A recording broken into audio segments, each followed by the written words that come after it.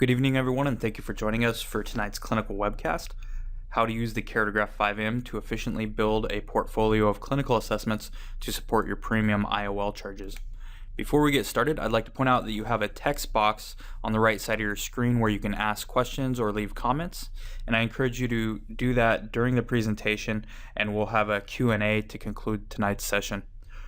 Our guest speaker this evening is Dr. Michael Korenfeld.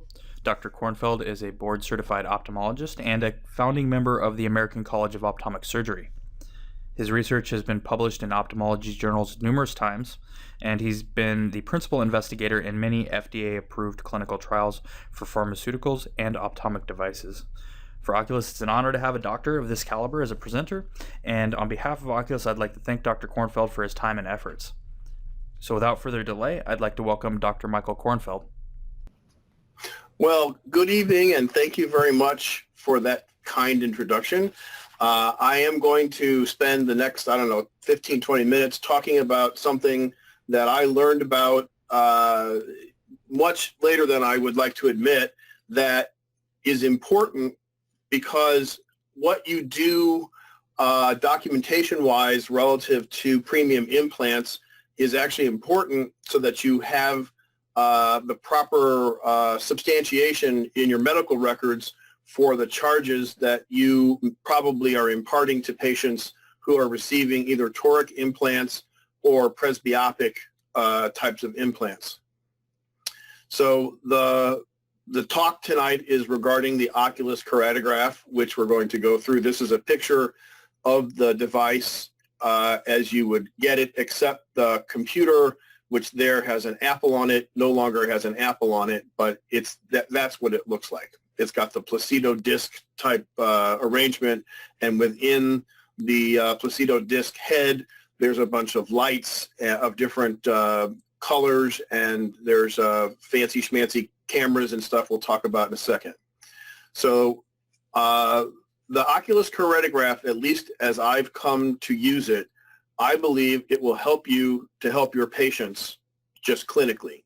I think it will also be something that could help you to build a portfolio of diagnostic supporting tests that you can have in the event that you are challenged or audited by someone who looks at your medical records and asks, what is it that you've done in order to charge your patients extra for these so-called premium implants.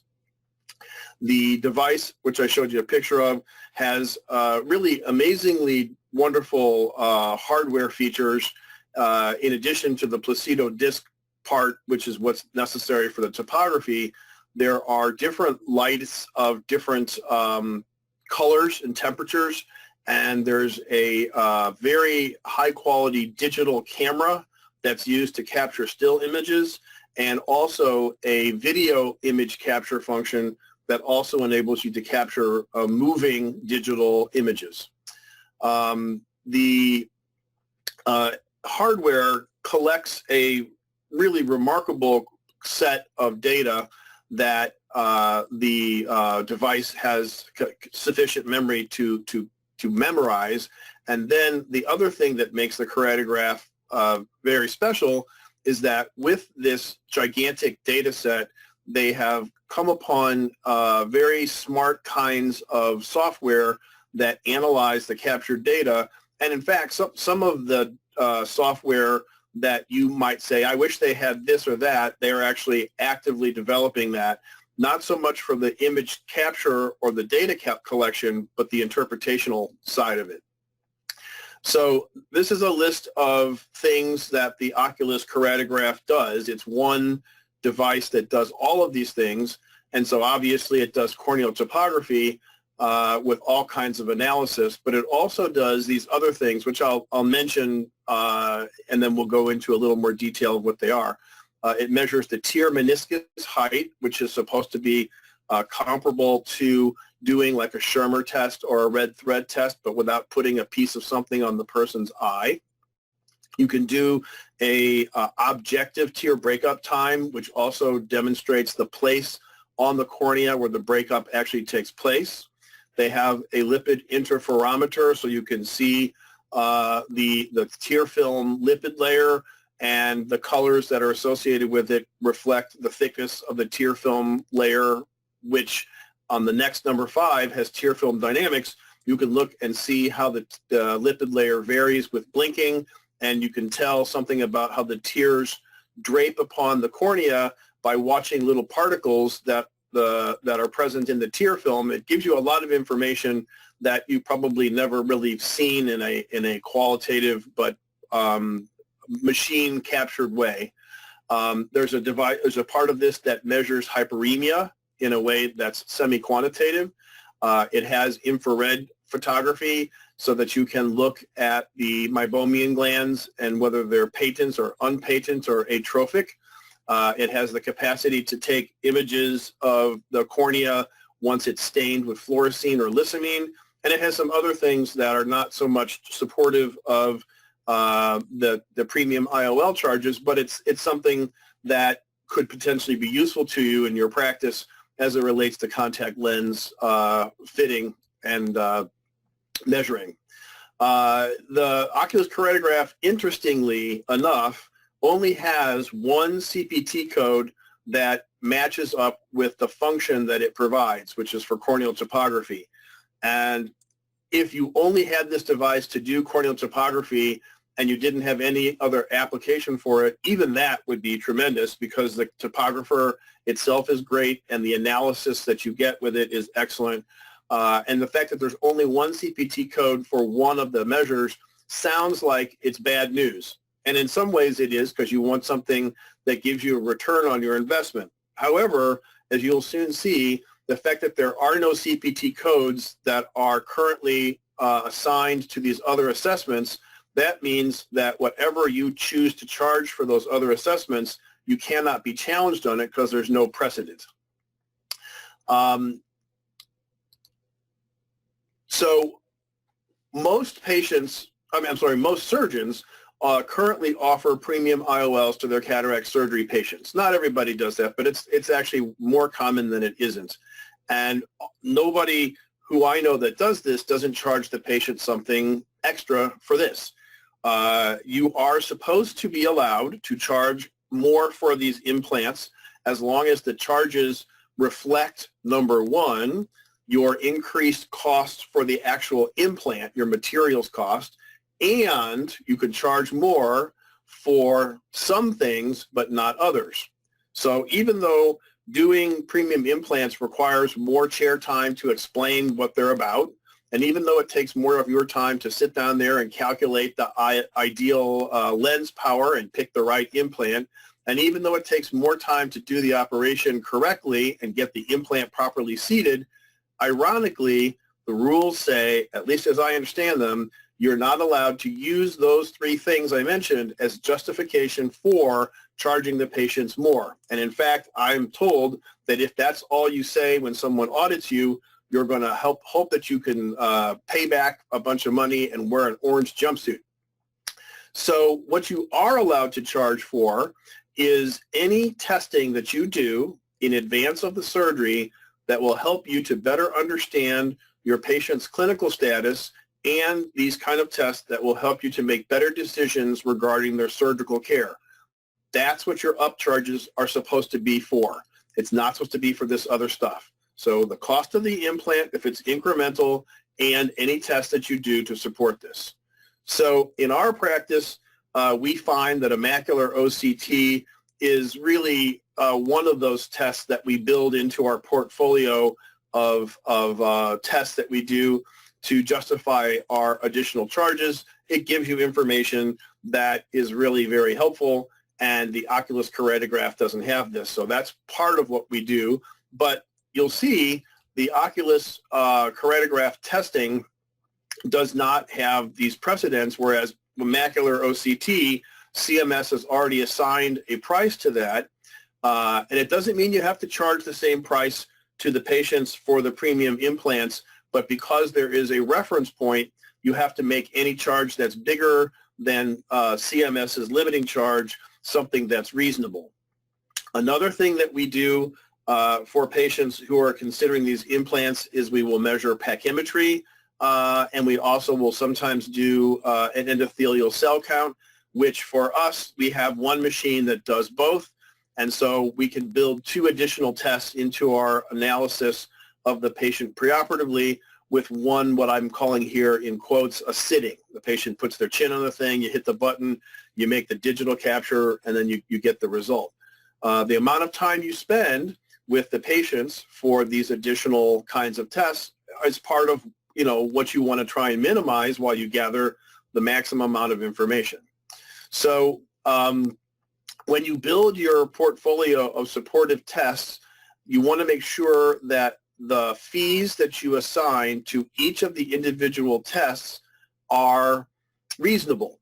And what's reasonable is, anybody's guess, but the counsel I'm giving you is if you do an OCT, pachymetry, or an endothelial cell count, you have some kind of existing reference for what is already allowed for that. But with these other things, you can make measurements or estimates of what those tests are worth. So on our forms for special testing, we list for, say, toric lenses, a collection of tests that we want to gather. And on this actual form that we have, there's a place where we can, quote, order it, where the doctor signs it and says, I want these tests, because that's required with medical records, that if you do a test, the doctor has to order it. And then elsewhere on the exact same form that says what tests were ordered, there's another statement that says that the results of the tests that were ordered were all considered when evaluating the patient for cataract surgery. And then when I sign it, I now have a document that says, I got these tests for this implant, I ordered these tests, and I considered them when I evaluated the patient. So when you have that kind of stuff, you have that kind of portfolio, now you've got something that when someone looks at your records, they say, well, what did you do to charge this extra amount of money? You can say, I did all these tests, I ordered them, this is how I apportioned the charges for each of these tests.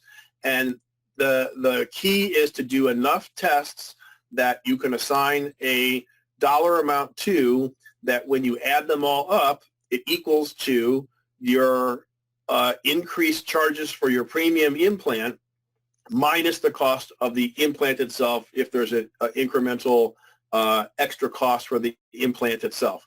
And so that's not so very hard when you have the freedom to assign prices to these different tests.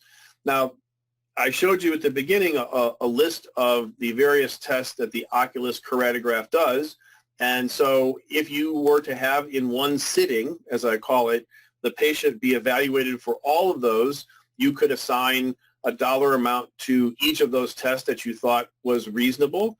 Or if you want to do fewer of those tests and just assign a higher price to each of those, that's an okay way to go too. But considering that the OCULUS Keratograph is really, really, really efficient, you can have the capture of this data gathered in a very short time, so you could gather 7 tests instead of 5 tests, and that way your charges for each individual item can be lower, and I guess if they were to challenge you, you could be easier to justify a lower price per test.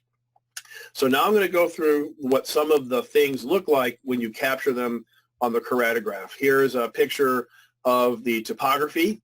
You have a map with dioptric power and shows you the axis at different distances from fixation.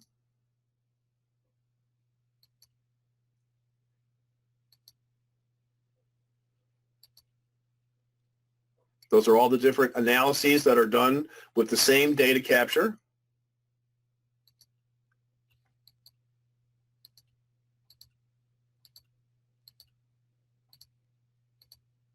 You get your K readings and all these other kinds of things that are, I mean, you may not study them in the sense that you spend a half an hour with it, but you can look at this for like pattern recognition. Here is a thing that shows you that the Keratograph enables you to do examinations on different dates and compare the topography that you get on one date with the topography later on. That could be useful for refractive surgery. It could be useful if you do a limbal relaxing incision in your office.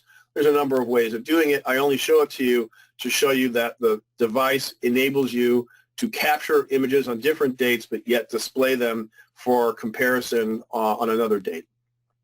Here's an example of the tear breakup time. This is the image that is that the device is capturing, and this little map here shows you areas that break up over time. The next test is the non-invasive tear height meniscus. So this is a Schirmer's type test. This is the red thread kind of test. And here's something that's actually quantitative that shows you the height of the tear meniscus.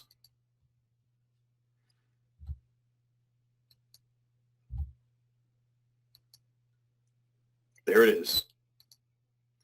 All right. So this is the non-invasive tear breakup time, and it's what's nice about this, and we use this for some research that we do. You know, when you do a tear breakup time with a stopwatch and a slit lamp, you have to sort of pan and scan to find different parts of the cornea that may be inclined to break up, whereas this thing looks at the entire cornea, and you have a nice map that shows you where the tear breakup is actually taking place, as well as the graph on the bottom right, which shows you the character of and the speed at which these things take place.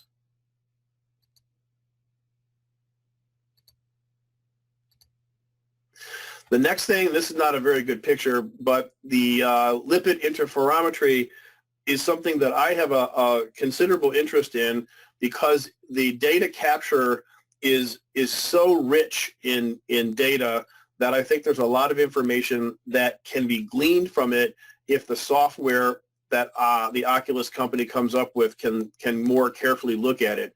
But if you've ever seen an oil slick on the road, you can see there's all those little colors that are sort of swarming and changing moment to moment.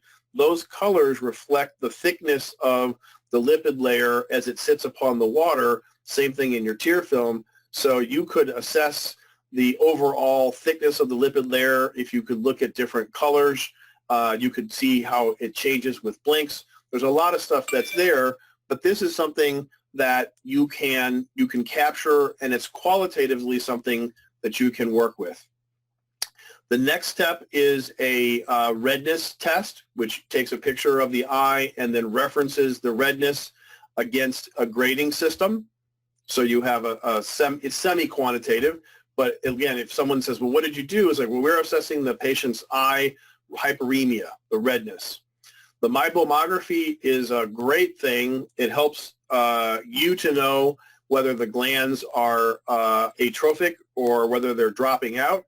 And because all of these things are captured in a photographic and a videographic sort of way, and the screen that comes with this is high resolution, you have great opportunities to teach the patients about their eye by simply having them come around and showing them things like this. And you can say, well, you see this gland here, this is a normal looking gland, but you see these glands here, these glands are closed up. Here's the normal ones and here's the closed up ones. And so you can use this as a tool to teach their patients about themselves, which may help them with understanding their disease. It may help them adhere to your treatment. And if nothing else, it shows them that you're a modern doctor and that you're doing the best kind of eye care that you can with the best technology. Here is a representative picture of the cornea after it's been stained. Here is a template that you can use, which is the standard template used in research to look at different zones. So you could count dots within certain zones. And that's the Oculus Keratograph. It does all these wonderful things, and it does them quickly, and it doesn't require the doctor to make the actual image data capture. You can look at the result relatively quickly, look for patterns that are abnormal, and then sign your order for these tests, and then sign off that you've used them and considered them for your patients, and be bulletproof when it comes to someone who wants to cause trouble and tell you that you're charging people for stuff that you're not actually doing, because you can prove that you did. I am ready to take questions if you have any. Thank you. Thank you very much, Dr. Korenfeld.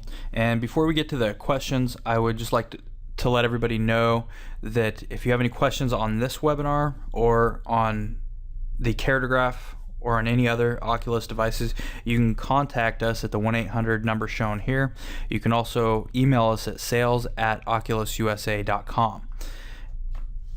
If you missed part of this webcast, or if you would like to register for future lectures, you can go to our website, www.oculususa.com, and go to the webcast section where we have recordings of past lectures. And again, you can register for future lectures. We also have another website, www.oculustv.com, where we have recorded live lectures from past medical conventions.